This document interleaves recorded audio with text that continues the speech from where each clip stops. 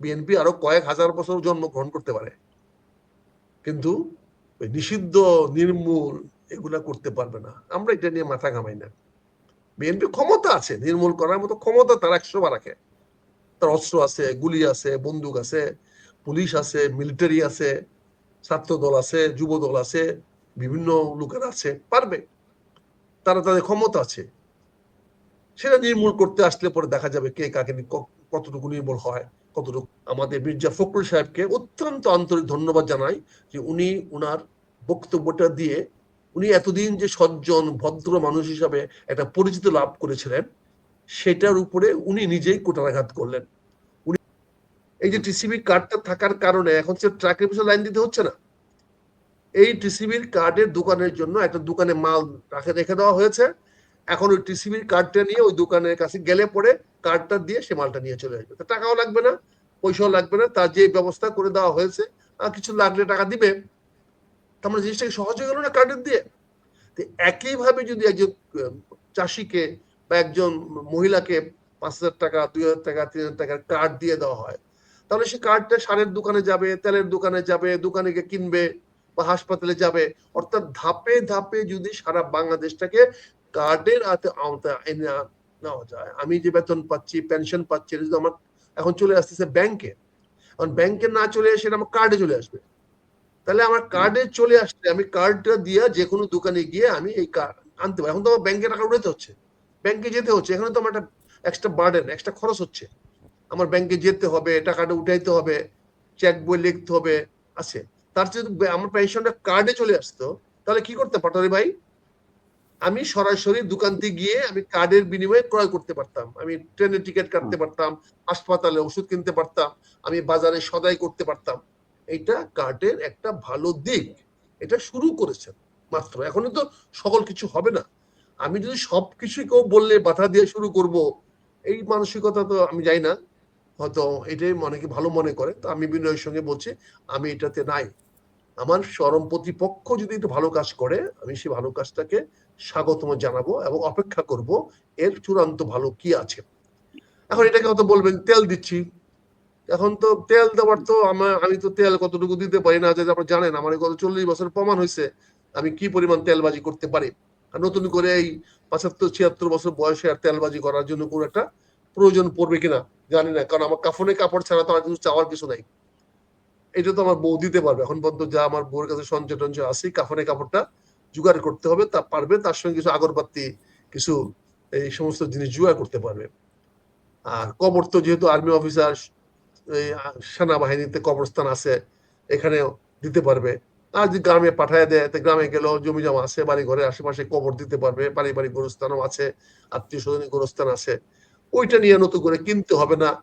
বাঁশের বাড়িতে বাঁশ যার আছে, সেখানে বাঁশ কেটে ব্যবস্থা করতে পারবে, গ্রামে যেটা বাঁশ দিয়ে করা হয়। আর ঢাকা শহরে কাঠ টাট দিয়া সেনা সেনানিবাসে গোরস্থানে যদি আমার দাফন করা হয়, এখানে লাগবে না। এই সামর্থ্য গুলো তো আল্লাহর মধ্যে এখন নিশ্চিত আমার জন্য। কাজে এখন তেল টেল দিয়া মনিরুজ্জামান ভাইকে আর তেল পাম্প দিয়ে লাভ হবে না। আর মনিরুজ্জামান ভাই আর কি দিতে পারবে, আর পাটোয়ারি ভাই বিশ্লেষণ করে। কিন্তু আমি মনে করি এই কার্ডের অ্যাপ্রোচটা, কার্ডের স্টার্টিংটা ইজ এ গুড অ্যাপ্রোচ।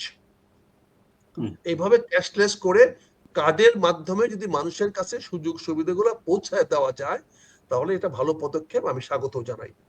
এটা শুরু করেছেন মাননীয় প্রধানমন্ত্রী, শুরু করেছেন, আমি তার শুভকামনা করি। আমি আশা করি উনি সফল হোক, সফল হলে তো আমাদের বেনিফিট হবে। কি বলে পাটোয়ারি ভাই? উনি যদি এই কার্ডের ব্যবস্থা সফল হয়, তাহলে মনিরুজ্জামান ভাই শুধু একা উপকার হবে না, আমিও তো উপকার পাবো। কি বলেন মনিরুজ্জামান ভাই? যদি এই কার্ডটা সফল হয়, তাহলে সারা বাংলাদেশে মানুষ উপকার পাইলে আমিও উপকৃত হব।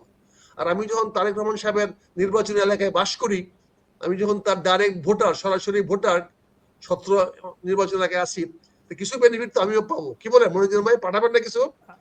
আক্তার ভাই, আমিও একই জায়গায় ভোটার। একই ভোটার, তাহলে তো মাশাআল্লাহ আমরা কিছু না কিছু সুযোগ তো পাবোই। আমাদের জনগণ পাইলেই পাওয়া হবে, জনগণ পাইলেই পাওয়া হবে, আপনারা তো জনপ্রতিনিধি।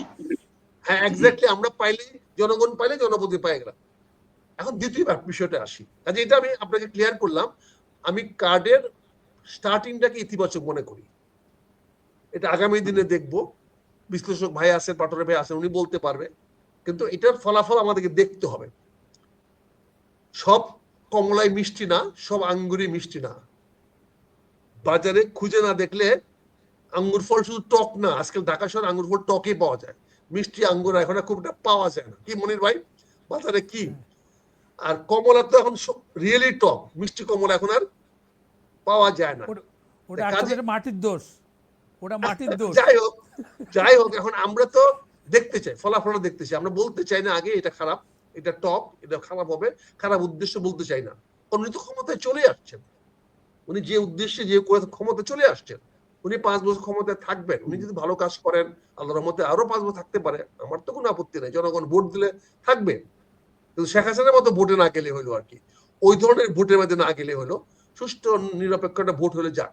কাজে আমি কার্ডের বিষয়টাকে ইতিবাচকভাবে দেখি এবং এটাকে আমি মনে গুড স্টার্ট, এটাকে কন্টিনিউ করা উচিত। বাংলাদেশের সকল বিষয়ে কার্ডের আওতায় আনা হোক, এটা আমি কামনা করি। আর জামাতকে নির্মূল করতে হবে, এটি তো স্বাভাবিক, অতি স্বাভাবিক প্রশ্ন। আমি একচ্ছত্র ক্ষমতা পাইতে চাইলে আমার বিরোধী দলকে নির্মূল করতেই হবে, কি বলেন? এটা তো অতি স্বাভাবিক কথা। আমার মির্জা ফখরুল ইসলাম ভাই তার মন্ত্রিত্ব বজায় রাখতে হলে তো জামাতে গালি দিতেই হবে, কারণ তার এখন করার কি আছে? তার তো করার কিছু নাই, তাকে তো কেউ জিজ্ঞাসা করে না। দলের তো কোনো মিটিং নাই, জনসভা নাই, দলের কোনো কর্মী সমাবেশ নাই, দলের কোনো ইউনিট সভা নাই। মনির ভাই খেপে যেতে পারেন, রাগ করতে পারেন, কাজে ওনার তো কিছু করার নাই। খাল কাটার নাই, স্থানীয় গ্রাম উন্নয়ন নাই, গ্রামে রাস্তাঘাট করার নাই, এলজিআর উপর খবরদারি নাই, উনি ওখানে তাদের কথাও তার কথা কেউ শুনে না। তো ওনার তো একমাত্র কাজই হলো এখন জামাতে গালি দেওয়া, এবং নির্মূল করতে পারলে ওনার জন্য সহজ হয়। এটা উনি করেছেন, বাংলাদেশের রাজনীতিবিদরা করেছেন, এই নির্মূলের রাজনীতি আমরা দেখে আসতেছি, উনি করেছেন, ধন্যবাদ জানাই। উনি ওটাই করেছেন যেটা ওনার চারিত্রিক বৈশিষ্ট্য। ওনারা যে রাজনীতি করে আসছেন, যে রাজনীতি অভ্যস্ত, যে রাজনীতিটা এতবার করে আসছেন, একে অন্যকে নির্মূল করা, একে অন্যকে ধ্বংস করা, একজনের বিরুদ্ধে একজনের বলা, এটা করে আসছে। আমি একজন ক্ষুদ্র কর্মী হিসাবে এবং জামাত ইসলামের দায়িত্ব নিয়ে বলছি, জামাত ইসলাম নির্মূলের রাজনীতি করে না, এই বক্তব্য জামাত ইসলাম কোনো দিত না। জামাত ইসলাম যদি ক্ষমতায় থাকতো তাহলে অবশ্যই বিরোধী দলকে নির্মূল করতে হবে এই কথা বলতো না। হ্যাঁ, আমরা অবশ্যই বলবো অপরাজনীতি করতে দিব না, আমরা অবশ্যই বলবো এদেশে ফ্যাসিস্টের জন্ম হোক, আমরা দিব না, সে যেই ফ্যাসিস্ট হোক। আমরা অবশ্যই বলবো এদেশে আবার স্বৈরতন্ত্র কায়েম হোক, সেটা আমরা করতে দিব না। কিন্তু নির্মূল করার মতো কথা আমরা বলতে পারবো না, এটা বলার মতো সাহস আমাদের নাই, ক্ষমতা আমাদের নাই, সে ক্ষমতা অর্জনও আমরা করতে চাই না। তবে আমরা নিজেদেরকে অবশ্যই সকল কিছুর থেকে রক্ষা করব, ইনশাল্লাহ রক্ষা করতে পারবো। কে নির্মূল করতে বললো কে না বললো এটা আমাদের মাথা ব্যথার কারণ নয়। তবে আমাদের মির্জা ফখরুল সাহেবকে অত্যন্ত আন্তরিক ধন্যবাদ জানাই যে উনি ওনার বক্তব্যটা দিয়ে, উনি এতদিন যে সজ্জন ভদ্র মানুষ হিসাবে একটা পরিচিত লাভ করেছিলেন, সেটার উপরে উনি নিজেই কুঠারাঘাত করলেন। উনি নিজেই আজকে প্রমাণ করলেন যে উনি এতদিন ওনার চরিত্রিক বৈশিষ্ট্যগুলা ছুপায় রাখছিলেন। কি বলেন পটোয়ারী ভাই? এত সজ্জন ব্যক্তির মুখে নির্মূল করার বক্তব্য, এটা তো একদিন শেখ হাসিনার মুখে তো শুনে আসছি, এতদিন শুনে আসছি কাওয়া ওই ইয়ার কাছ থেকে, কি বলে, কাদের, কাওয়া কাদেরের কাছ থেকে শুনে আসছি, উপদেশ শুনে আসছি, আজমের কাছ থেকে শুনে আসছি, তারপরে হানিফের কাছ থেকে শুনে আসছি, এই সমস্ত লোকদের কাছে শুনে আসছি। এই বক্তব্য যে উনি মুখস্থ করে ফেলছেন এক হুবহু, এটা আমার জানা ছিল না। আমি জানতে পেরে অত্যন্ত ধন্যবাদ জানাই ওনাকে। আশা করি উনি এই বক্তব্য আরো অব্যাহত রাখবেন, শুধু অব্যাহত না, নির্মূল করার চেষ্টা করবেন। অবশ্যই জামাতকেও নির্মূল করতে পারলে ওনার সুবিধা হবে। আমি আশা করি উনি কামিয়াব হোক, উনি সফল হোক, উনি জামাতকে সকল আমি একটা প্রশ্ন করি যে জামাত যেহেতু বিরোধী দল, বর্তমানে বিরোধী দলের ভূমিকায় রয়েছেন সংসদে, জামাতকে কি আসলে বিএনপি চাইলে বা চেষ্টা করলে নিষিদ্ধ করা বা নির্মূল করা সম্ভব বিএনপির পক্ষে? যেহেতু বিএনপি এখন 2 মিনিটের ব্যাপার, এটা তো 2 মিনিটের ব্যাপার। এখনই অর্ডার করে দিব, সচিব হোম সেক্রেটারি একটা অর্ডার পাস করে দেবে, হয়ে গেল। নির্মূল করা নিষিদ্ধ করা তো সরকারের ক্ষমতা তো অফুরন্ত, কিন্তু বাস্তবায়িত করতে পারবে কিনা সেটা অন্য প্রশ্ন। এটা শেখ হাসিনাও করে দেখেছিল, শেখ হাসিনা অর্ডার দিয়েছিল, বাস্তবায়িত করতে পারবে কিনা। বিএনপি আরো কয়েক হাজার বছর জন্মগ্রহণ করতে পারে, কিন্তু নিষিদ্ধ নির্মূল এগুলা করতে পারবে না। আমরা এটা নিয়ে মাথা ঘামাই না। বিএনপি ক্ষমতা আছে, নির্মূল করার মতো ক্ষমতা তার 100 রাখে। তার অস্ত্র আছে, গুলি আছে, বন্দুক আছে, পুলিশ আছে, মিলিটারি আছে, ছাত্র দল আছে, যুব দল আছে, বিভিন্ন লোকেরা আছে, পারবে। তারা তাদের ক্ষমতা আছে, সেটা নির্মূল করতে আসলে পরে দেখা যাবে কে কাকে কতটুকু নির্মূল হয়, কতটুকু করতে পারে। তো অক্ষমতা আছে, এটা নিয়ে আমি কোনো অস্বীকার করছি না। বাস্তবায়িত করতে হলে দেখা যাবে। আওয়ামী লীগও ছিল ক্ষমতায়, তারা ঘোষণা দিয়েছে নির্মূল করবে, আমি তো সাধুবাদ জানাচ্ছি এই জন্য। আমি তো বলছি না যে আমরা, এবং আমরা ভীত সন্ত্রস্ত, আমরা কোনোদিন কাউকে নির্মূল করব না। আমরা কোনোদিন আমাদের বিরোধী দলের বিরুদ্ধে এই ধরনের ভাষা ব্যবহার করব না।